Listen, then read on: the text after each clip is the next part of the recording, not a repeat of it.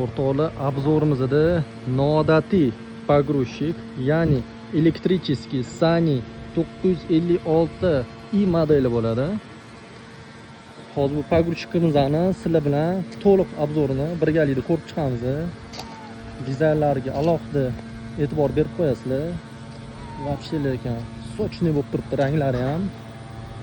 Hop, bu pogrushikni to'liq og'irligi 20 tonna ekan.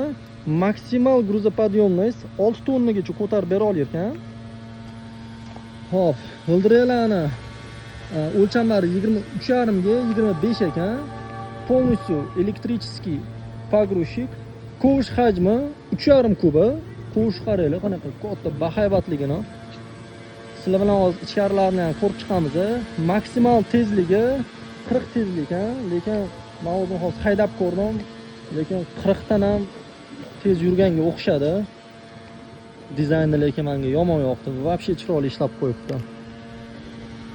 Hop. To'liq zaryadda 6 soatdan 8 soatgacha ishlab bera olar ekan. O'rtacha nagruzkada ishlasa, agarda og'ir sharoitlarda ishlasa, 4 soatdan 6 soatgacha ishlab berar ekan. 20% dan 80% zaryadkagacha 50 minutda olib bo'lar ekan. 1 soatda полностью to'lar ekan. Do'shni chiqib turishini qaranglar. Tinmay ishlab berar ekan sizlar bilan. Kabina qismini ham ko'rib chiqamiz.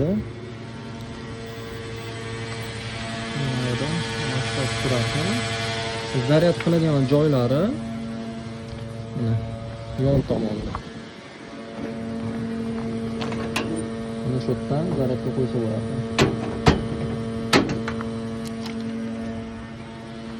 Ichlarini ham sizlarga ko'rsatib o'taman. Ichi lekin g'asha oddiy. Mana pogrushikni ichi ko'rilishi. Mana bitta bunaqa monitor turar ekan. O shu monitor orqali ko'p ish qilsa bo'ladi. Bu yerda mana knopkalari, joystick upravlение. Menga eng yoqqan tomoni bu коробка переключенияsi mana shu orqali. F neytralka заднийga. Bu yerda mana rul regulirovkalari, gaz pedal, tormoz pedallari. Buni haydash ham qiyin emas ekan. Tormoz bostirib bitta mana F ga qo'yasizlar. Gazni bostirib ketdi. Tortishini вообще chapqonagan edi. Juda ham chapqonagan.